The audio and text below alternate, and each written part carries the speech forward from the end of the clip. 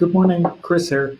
Just like my morning espresso, I like powerful things in small doses when I wake up. I have 15 minutes at the start of my day. I don't have a lot of time to spare. So, what I want to do is jump in on the biggest opportunities that I can find for that day. I want to find opportunities where I would otherwise lose sales, and I want to find places where I've got unnecessary stock cover, locking up all kinds of working capital that I would rather spend in places where it actually produces an outcome. So, starting out my morning, assuming that I'm continually updating all of my stock levels within AIM, is going to give me a great view within this stock position screen.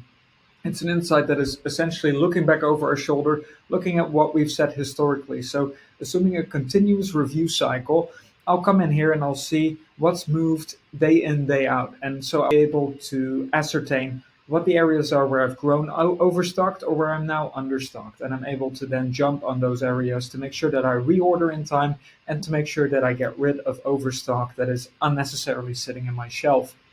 Another area to be concerned with there in terms of overstock is dead stock, and that is the red category under sales status. So, what that stock signifies is it's stock that hasn't moved at all within the past 12 months. This is an exaggerated example, but there might be a piece of stock that you're not even aware is still sitting in your warehouse, and you might want to get rid of it. Sell it off to a co competitor, somehow be able to give it to a loyal customer, get rid of it any way you can to release that working capital that you would otherwise never see back. That's another powerful insight and a quick buck to make there. And then there's the product controls. If you are unspecified on lead days, but also your reorder point and your reorder quantity, you're essentially flying blind as far as Unleashed is concerned, right? The reorder report will not give you relevant alerts as you might like. So these are areas where you want to do away with all of your blind spots.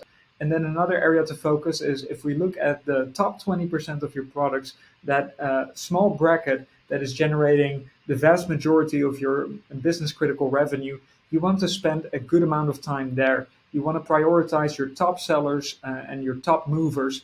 And those performers, you want to set accurate forecasts and exercise that forecasting muscle so that you end up with something that you can really trust. In terms of your forecast demand, we see month on month whether we have a stock out risk or not. So we see the window of time that we're going to be buying stock cover for. We see whether our current min and max levels are going to hold us over for the expected demand that we see coming. So this is a very powerful way of retaking control over your inventory and ensuring that your most critical products are going to be future proof and are going to ensure your business continuity.